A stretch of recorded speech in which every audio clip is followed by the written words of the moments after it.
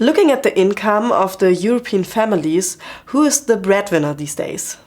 So today in all countries, the main breadwinner is still the man.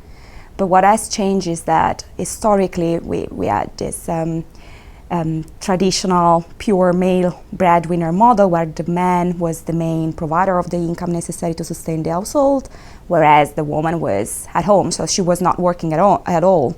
Whereas today we do see an increasing number of women in the labor market.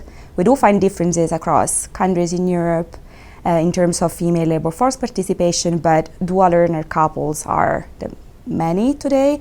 And in an increasing number of couples, we are observing the emergence of women as main earners.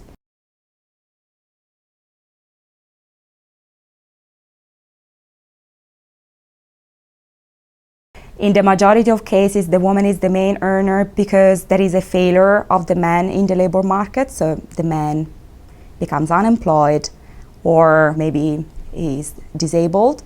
And in this situation, the woman that maybe was out of the labor force, she enters into the labor force, or if she already was working, she finds herself to be the sole or main earner. But then, so there is this economic necessity, that there is the economic explanation, but there are also other explanations, increasingly so today. So I see also a cultural explanation for this phenomenon. For example, qualitative studies show that increasingly men voluntarily quit their jobs, and they do so to care about the children and the house.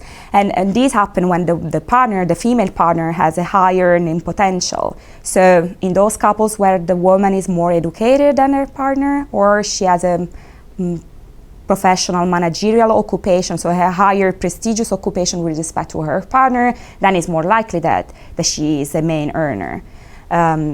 In the same way, when the woman is older than her partner, maybe she gained a competitive advantage in the labor market, so she has higher earnings.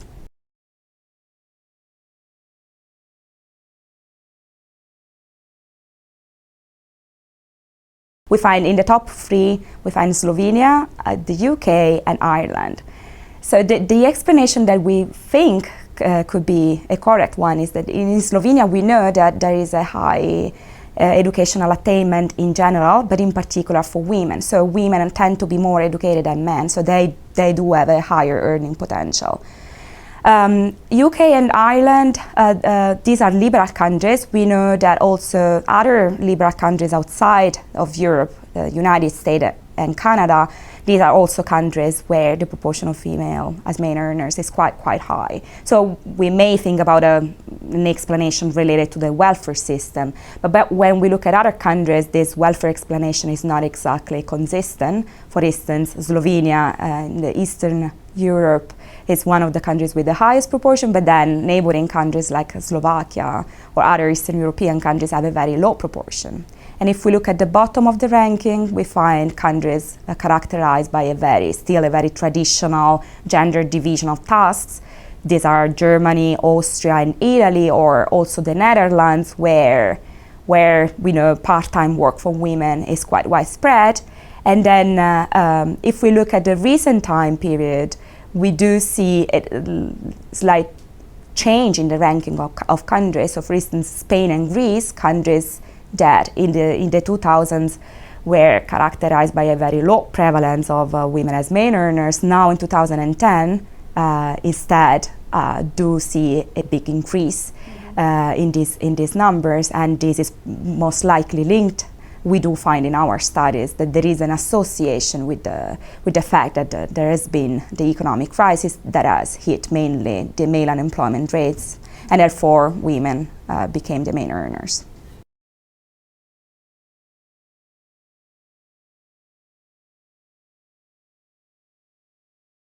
For the first time in history, during the past decade, we have witnessed a gender gap in education, but a reverse gender gap. So for the first time now, women are more educated than men. So the number of female graduates is higher than the number of male graduates everywhere. And this means, and this is likely to increase even further. So this means that there will be a surplus of high educated women and a shortage of high educated men. and therefore, most likely in the future, women, the share of household income provided by the woman will be higher and higher. So the economic power of women within the family is likely to increase.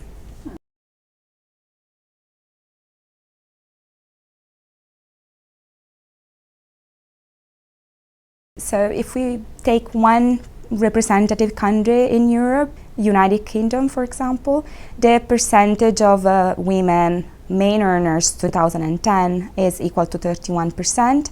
This is if we look at total earnings. But then we may think this is not a good measure because if a woman earns €1 more than her partner, well, they are equal earners. And therefore, if we construct another measure which identifies women as main earners that earn more than 60% of the joint earnings, then this number, of course, is lower. It's 18%, but still it's quite high if we compare to the percentage in the past.